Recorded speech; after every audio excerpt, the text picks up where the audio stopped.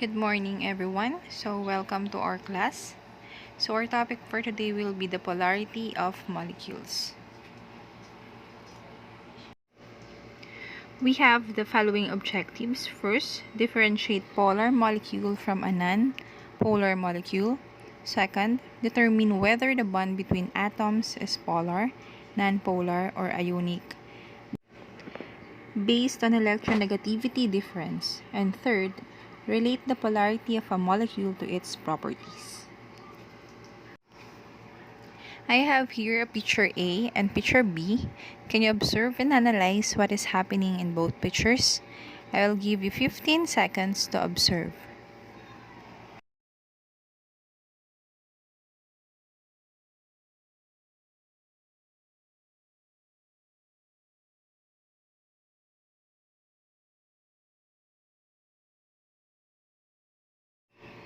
Alright, time is up. So, in picture A, the two princesses are pulling the prince toward to them. It shows that the prince is equally shared to the princess. In covalent bond, it would be classified as non-polar, since the bonding of electrons are evenly shared, right? So if we will relate the picture A in a covalent bond, it would be a non-polar because they are sharing electrons equally and evenly. So in picture B, it clearly shows that unbalanced number of persons in each side. Let us say that the two persons is hydrogen and the seven persons is fluorine. The electrons of two bonded atoms will not share equally. So this bond is called a polar. In this case, it will form HF or the hydrogen fluoride. Fluorine is more electronegative than hydrogen. Fluorine attracts bonding electron pair closer to itself, then it will become polarized. As a result, fluorine end is partially negative and the atom of hydrogen becomes partially positive. We need to remember that molecules are neutral, meaning the number of protons is same with the number of their electrons. I have here drawing shows the mystery molecule number 1 and mystery molecule number 2. They have both 6 protons and 6 electrons in their sides, and they are considered as neutral molecule. But we can still see their differences. Look at the mystery molecule number 1. Both protons and electrons are distributed evenly around the molecule, meaning this is an example of non-polar molecule. On the other hand, the mystery molecule number 2, the protons are on the left side while the electrons are in the right side. The positive and negative charges are not evenly distributed around the molecule. So this is an example of a polar molecule.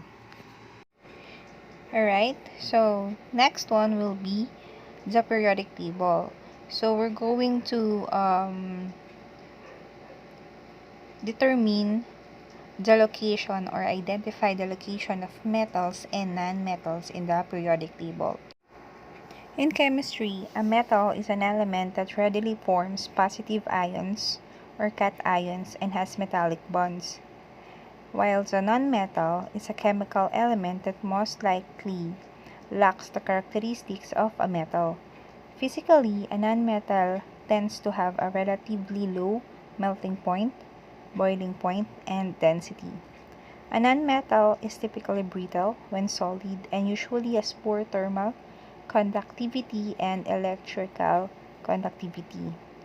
On the periodic table, a diagonal line drawn from boron to polonium separates the metal from non-metals.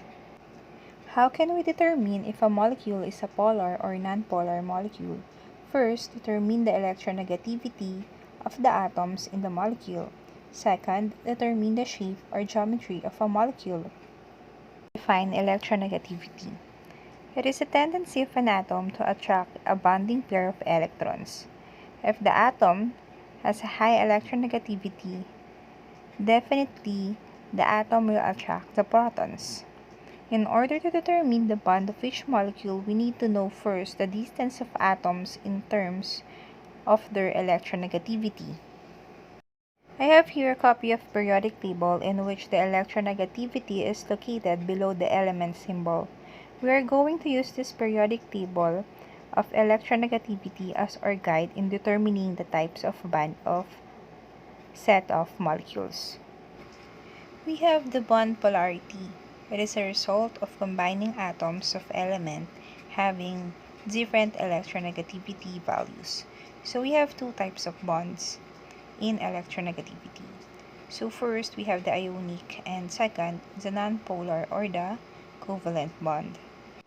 Ionic bond results from the electrostatic attraction between oppositely charged ions, which form when valence electrons are transferred from one atom to another. On the other hand, covalent bond is formed when two identical atoms evenly shared their electrons. So covalent bond is divided or can be classified into two, the nonpolar covalent bond and the polar covalent bond. So covalent bonds involve the sharing of electrons pair between atoms. So electron pair shared between atoms of equal or very similar electronegativity constitute a nonpolar covalent bond, while electrons shared atoms of unequal electronegativity constitute a polar covalent bond. Again, for nonpolar covalent bond, the electron paired shared between atoms of equal or very similar electronegativity. Equal and very similar electronegativity. While the polar covalent bond, the electrons shared between atoms are unequal electronegativity. Right? Unequal electronegativity in polar covalent bond. So here's the electronegativity difference. We can determine this one by first determining the type of bond, and also I have here the value of electronegativity difference. So for nonpolar bond, it is between 0 to 0.4. For polar bond, less than 1.7, and for ionic, it is 1.8 or more. So in determining the type of bond of a molecule, we need to recall these two steps. First, determine the electronegativity of the atoms in the molecule, and second, determine the shape or geometry of the molecule. Alright, so these are the things that you need to remember. So, first, if your answer is polar bond, after getting the electronegativity difference, if your answer is polar bond, if it's yes, determine the shape. The second step will be determining the shape and draw dipole moment vector. But if no, the exact answer will be non-polar molecule. Alright? So, pupunta ka lang sa next step na determine the shape of the molecules if your answer is polar bond. Alright, so if your answer is non-polar bond, so ang sagot na dun is non-polar. But if your answer is if your answer is polar covalent bond, you will now go to the next step, determine the shape, and then you need to draw a dipole moment vector. So if your vector is cancelled, so ibig sabihin, kinancel natin siya, meaning 0 ang answer nun. If yes, ang sagot dun is non-polar. Hindi siya kasi gumalaw kasi same or equal amount of force lang yung binibigay natin dun sa both molecules, or equal amount of electrons and protons lang. But if yung vector niya ay hindi na-cancel at gumalaw yun, ang sagot dun is it is a polar molecule. Okay? Alright, so example number 1, we have carbon dioxide. We have 1 carbon molecule and 2 oxygen atoms.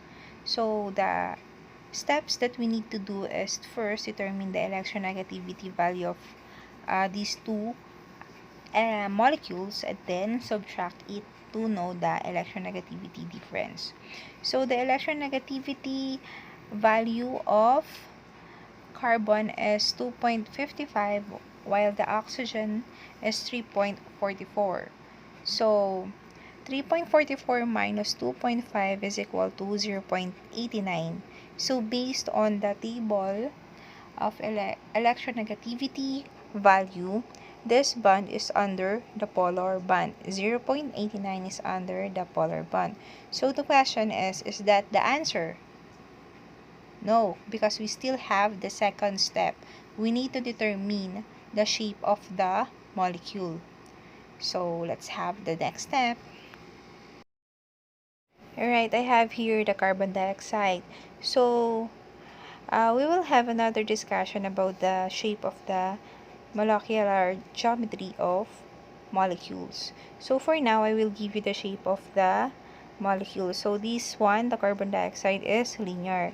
So all you need to do is to draw a net dipole moment for these molecules. So paano ba mag-drawing ng net dipole moment? So you need to do is to draw the arrow, point the arrowhead to the element or to the atom which has a higher electronegativity. So between the carbon and the carbon and the oxygen, oxygen has more or increased electronegativity. So nakaturo or nakapoint yung arrowhead dun sa oxygen, and then you need to put a cross sign dun sa atom or molecule na less ang electronegativity, and that is the carbon. So imagine this picture. Ang nasa gitna, yung babae, is the carbon, and the two boys are the oxygen. So they are pulling the girl with equal force. So sa tingin nyo, saan pupunta yung babae? Pupunta ba siya sa left side or sa right side? So wala. Pupunta lang siya or mananatili lang siya sa gitna. Bakit? Kasi they have exerted equal forces. So ngayon, ang net dipole moment dito sa carbon dioxide is 0. Bakit 0, ma'am? Because hindi naman gumalaw. Hindi gumalaw yung babae, hindi gumalaw yung carbon. So, this carbon dioxide is a non-polar bond. So, kapag hindi gumalaw, it is considered as non-polar bond. Pag gumalaw, it is a polar bond. Or hindi zero ang sagot natin dun sa net dipole moment, it will be a polar band. Understood? Okay, so for the carbon dioxide, we have non-polar. So again, let us have a review regarding on how to get the type of band of these molecules based on their electronegativity. So first, we need to determine the electronegativity of the molecules. So after knowing the electronegativity of the molecules, the second step will be determine the molecular shape of the molecule. So once that the net dipole moment will be 0 or hindi gumalaw, it will be considered as non-polar bond or covalent bond. Pero kapag gumalaw, it will be polar covalent bond. So the second example is the sulfur oxide. So we have 1 sulfur and 2 oxygen.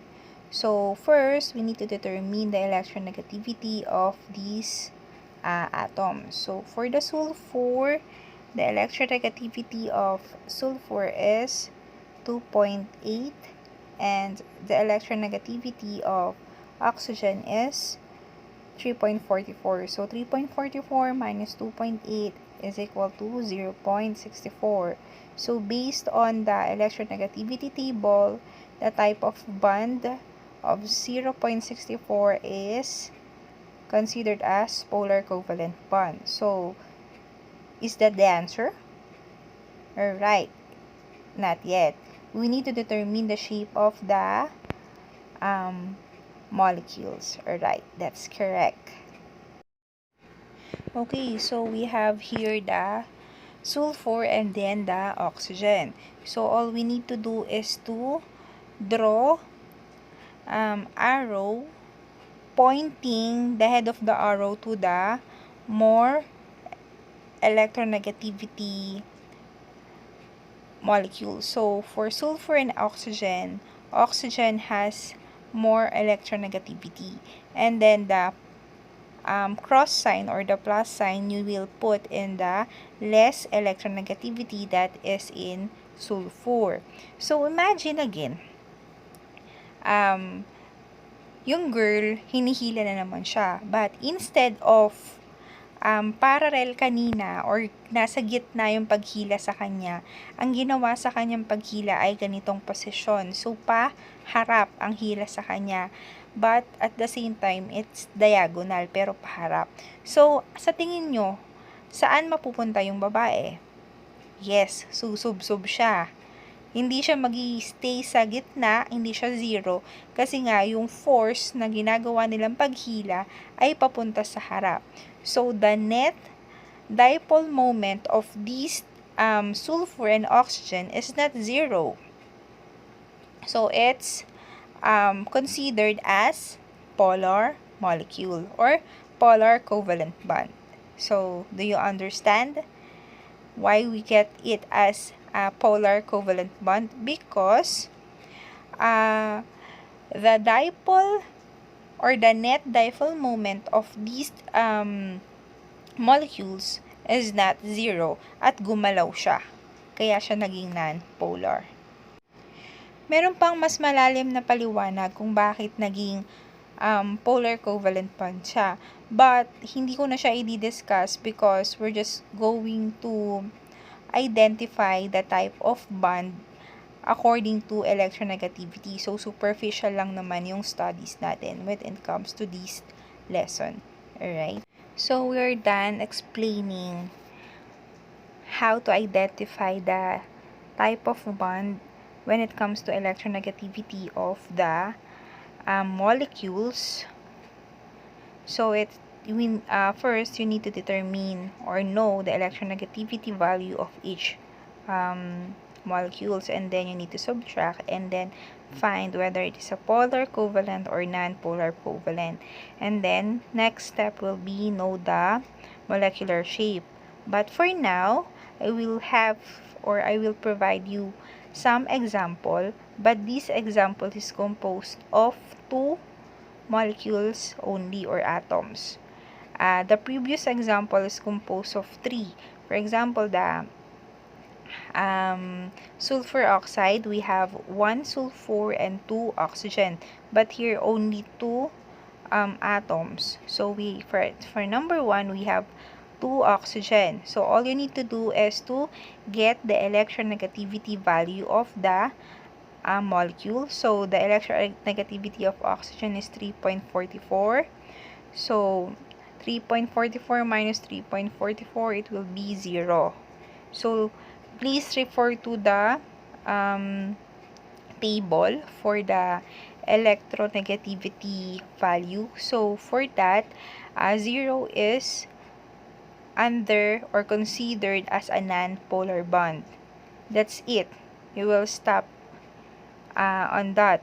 You don't need to know the molecular shape. Only for two molecules, right? So we have example number 2. We have one hydrogen and one chlorine.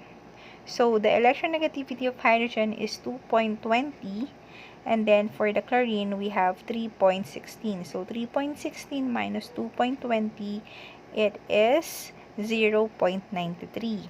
So please again refer to the table. 0.93 is considered as a polar bond. It is not needed to draw or determine the shape of the molecule. And last example will be the sodium chloride. So electronegativity value of sodium is 0.93, and for the chloride it is 3.16.